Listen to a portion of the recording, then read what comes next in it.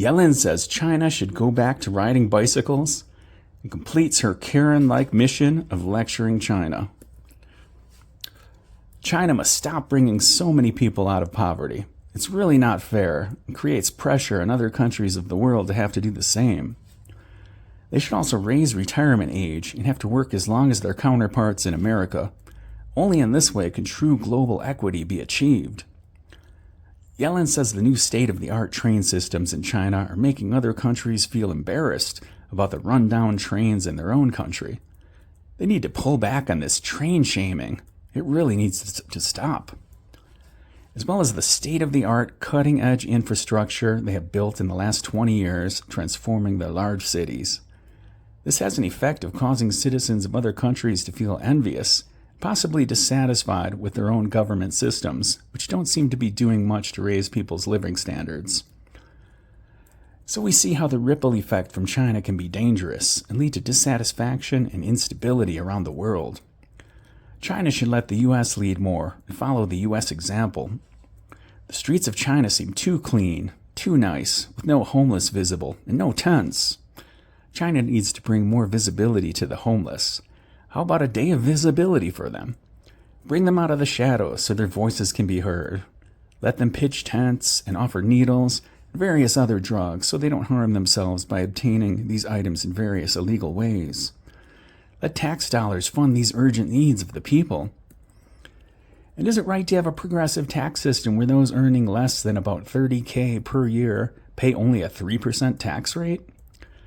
Is that fair to citizens in the U.S. at the lower end of the income scale who pay in the range of 20%? How does that make them feel?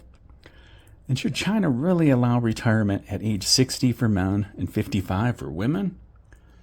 Is that fair when Americans in many cases have to work into their 70s to supplement their incomes? China really needs to come into the modern world and raise retirement ages to be on a par with the U.S. Only in this way can global equity and fairness be achieved. They can better control their growth by bringing in a Federal Reserve which will gladly take control of printing the currency, which will faithfully lend back to the government at a small interest rate.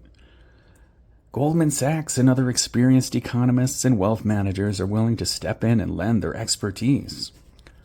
It's really not fair for China to have direct control of its money supply. Let the world's wealth managers bring them into a true first world system, lending them their own money at the best rates possible. Little debt is not such a bad thing. Look at the U.S. after all, with $34 trillion in debt and rising. It seems to be working well for the U.S., and we only want the best for China as well. It was a successful diplomatic mission, with Yellen utilizing the knowledge and secrets of years of experience heading the Federal Reserve. It was generous of her to share her concerns and knowledge with the Chinese. Stop doing everything so well. You're leaving the rest of us in the dust. It's not a good example for the world. It may reveal that many quote-unquote first world governments are actually fraudulent, doing little for the well-being of their societies while demanding high taxes be paid, she explained to her Chinese counterparts. The Chinese politely listened to Yellen's points, said they would consider tamping down their success, consider not excelling at such a high level, not rising so rapidly, possibly slow down the swift improvements in quality of life for citizens. It was not our intention to flaunt our success. It is not our style, though it is there for everyone to see. We will try to be more subtle in the future. Swelling with a sense of personal pride and success that her Karen-like lectures and arguments were acknowledged, Yellen departed back home to the U.S.